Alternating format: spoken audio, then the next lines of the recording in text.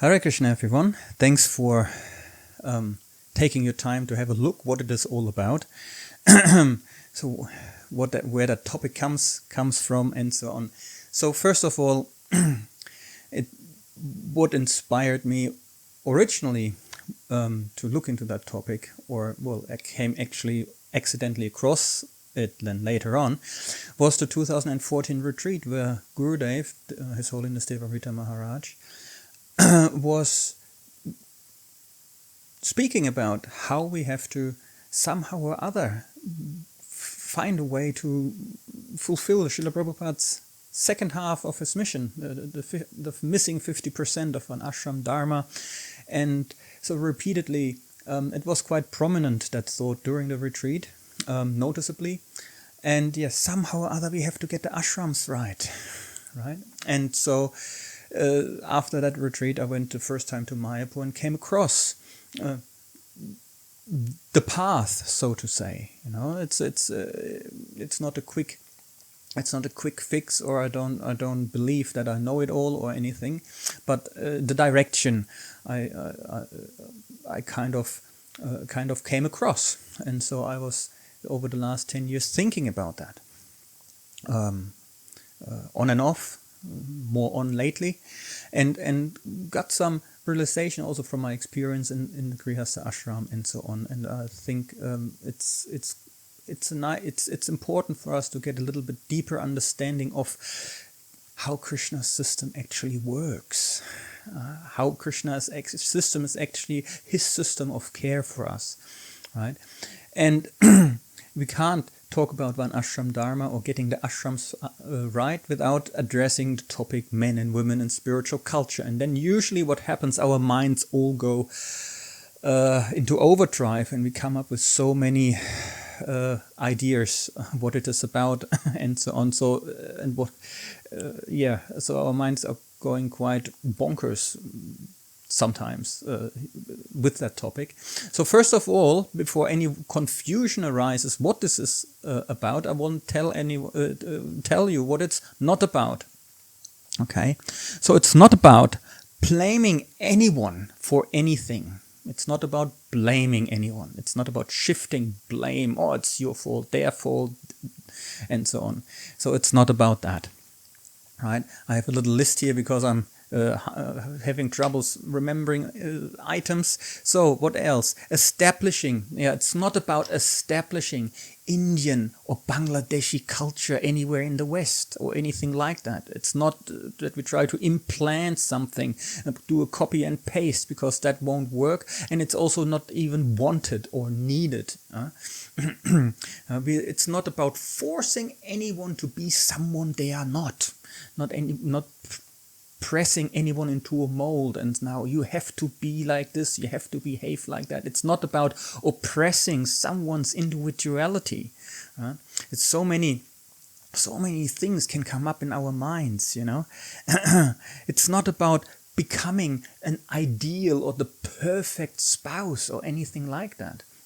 Maybe we can try to understand what that means, but doesn't mean we can achieve that, or it's expected from us, right, to be the perfect spouse, the ideal spouse. It's not about projecting some expectation on anyone here, and it's also, I have to say that as well, obviously, it's also not anything like marriage counseling or marriage coaching.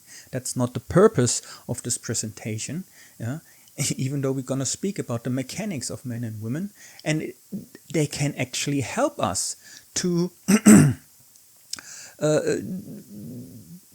have better relationships and help each other having better relationships, if we understand those mechanics in the background.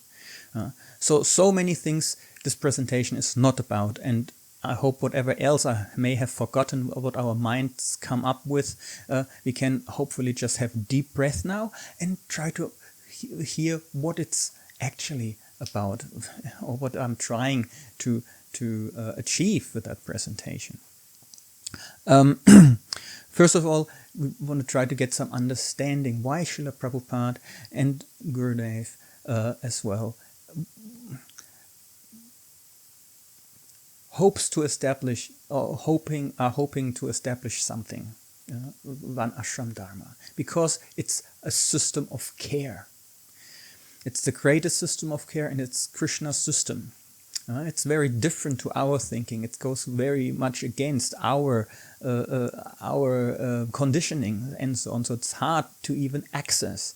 So the whole purpose is of the presentation how to access it, how to access that topic of men, women in a proper way from a spiritual point of view, how to understand how much that accessing, understanding actually helps us not only in our material lives, but also are almost essential for our spiritual development. The ashram system, because we need shelter, and there's shelter and purification. So ashram is both. And I want to really dig down into that aspect of how that purification is actually meant to take place, specifically in the Grihastha ashram, but from there we can also understand all the purification in the other ashrams, but specifically in the Grihastha ashram. We don't like the word purification. We think it's kind of a wire brush, and it has to be austere, has to hurt a little bit, and we kind of avoid purification. But after a hot day of work, if I go into the shower, have a rinse, and then I fill the tub up with some warm water, put some oils in or bubbles or whatnot, and it's nice and it's purifying, right? Or in the hot sun, in the summer, jumping into the ocean, having a dip in the cool waters, it's nice and it's purifying. So we have to learn, or we have to. I'm not very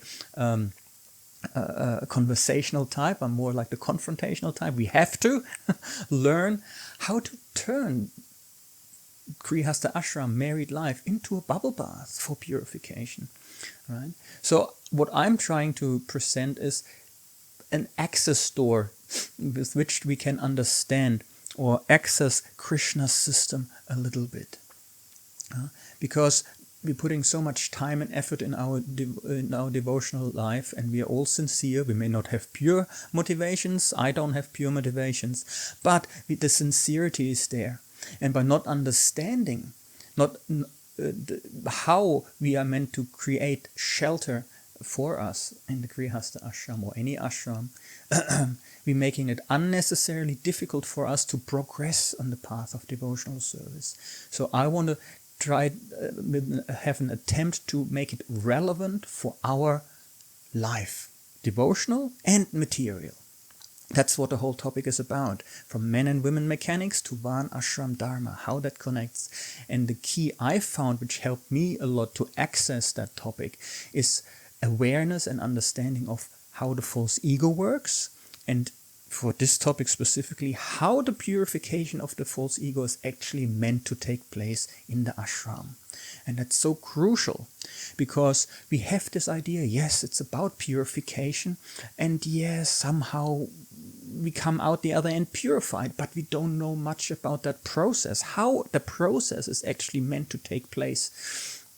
And I believe understanding that can help so much to bring us forward and avoid that instead of purifying our false ego, or purifying ourselves from our false ego, we may actually fortify our false ego in the Grihastha ashram, unknowingly, unintendedly, simply by not knowing how that purification process is meant to take place. So this is a little outline. I will give a more detailed outline later. And just to prepare for that topic, since the topic of false ego comes up, I want to discuss that briefly with you in short clips, so you can have bite-sized pieces if you wish. And you may think, wow, a whole day, a whole Saturday to hear about that topic, to sit somewhere. Well, it's a topic, it's not a brainy topic, it's very common sense, and it touches our heart. It's the heart is involved here, because so much heart energy is invested into our devotional service and into our married life. So many emotions are invested in there, so it's a matter of the heart. So why does it take so long? A whole day. Why should we invest a whole day into hearing that topic that will come up next? Why a whole day? Why not just 5 minutes or 10 minutes or so on?